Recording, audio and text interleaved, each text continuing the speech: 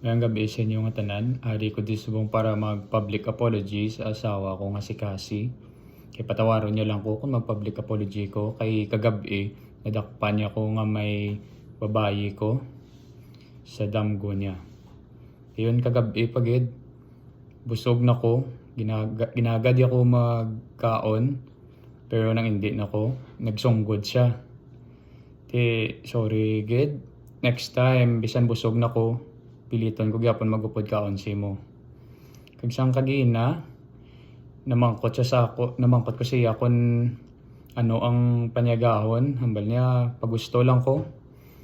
Nagbakal ko sang paborito niya nga sudan nga takway. Pero wala siya sa modo magkaon takway, nag-ilinaway naman kami. So, amo na no. Hari ko di para pangayo sang sorry nga ginatawag. Kay sala ko gid permi bisan magkinaano mga abyan tada nga mga lalaki. Dapat kabalugid ka mo mag-sorry bisan wala ka mo sala. Madamo gid nga salamat.